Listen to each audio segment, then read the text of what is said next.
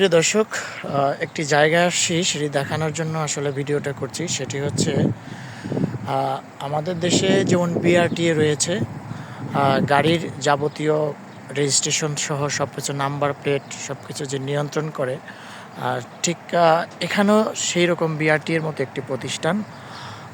দেখুন, আমাদের দেশের সরকারি প্রতিষ্ঠানের দৃশ্য আর এখানে সরকারি প্রতিষ্ঠানের যে জায়গার দৃশ্য, সব কিছুই কতটা ব্যতিক্রম, কতটা সুন্দর। একটি সরকারি প্রতিষ্ঠান দেখুন, যেখানে ফুল দিয়ে, এই যে গোলাপ ফুল, কি সুন্দর, বিভিন্ন রঙের গোলাপ ফুল দিয়ে, শুধু ফুল না, পরিবেশটাই সুন্দর। আসলে আমি কেন বিষয়টি দৃষ্টি আকর্ষণ করছি, সেটা হচ্ছে আমাদের যে সরকারি বিআরটিএ প্রতিষ্ঠান রয়েছে, সেখানে যদি আমরা যাই, ঠিক যখন আপনি গেটে উপস্থিত হবেন গাড়ি নিয়ে, সাথে সাথেই আপনি দেখতে পাবেন বিভিন্ন ধরনের ঘুষ, দালাল এবং ওইখানে লোকারণ্য একটা হযবরল যে অবস্থা, সেটি কিন্তু আপনার দৃষ্টিতে পড়বে এবং দেখলেই আসলে আপনি বুঝতে পারবেন যে এটা একটি সরকারি প্রতিষ্ঠান, যেখানে আসলে দালাল বাটপারদের দৌরাত্ম, এছাড়া সব কিছু মিলে একটা হয়রানি ভোগান্তির যে সেটি কিন্তু। আর এখানে দেখুন, একেবারেই এখানেও শত শত গাড়ি আছে, ভিতরে কাজ করতেছে, আসতেছে, যাচ্ছে।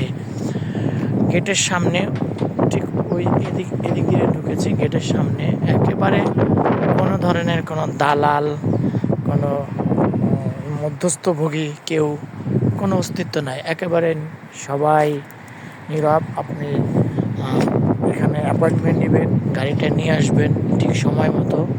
আপনার গাড়ি যে তিনি দেখবে, তার নাম সহ থাকবে, সেই স্লটটি ওই সময় আপনার জন্য বরাদ্দ থাকবে।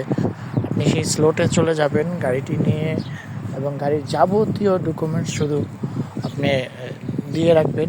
ঠিক যথাযথভাবে সব কাজ সম্পন্ন করে আপনার গাড়িটি আপনাকে হস্তান্তর করবে, এবং আপনি আপনার কাজ শেষ করে আবার যথাসময়ে চলে যাবেন। এখানে অনেকগুলো শেড আছে, এই যে দুটো দেখা যাচ্ছে, একটা টিনের শেড, এখানে গাড়ি চেকিং করা হয়, এবং এর পিছনে ওই যে বড় একটা বিল্ডিং, আরও অনেকগুলো শেড ভিতরে, অনেক দূরে, বিশাল জায়গা নিয়ে অনেকগুলো শেড।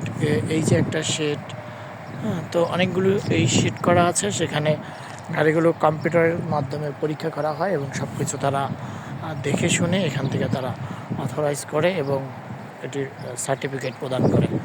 পরবর্তীতে এই গাড়িগুলো সড়কে চলে, এবং যখন পুলিশ এই গাড়িগুলোকে ধরে, তারা কিন্তু সার্চ করার সাথে সাথে গাড়ির নাম্বার দিয়ে গাড়ির যাবতীয় আপডেট সব কিছু তারা দেখতে পায়।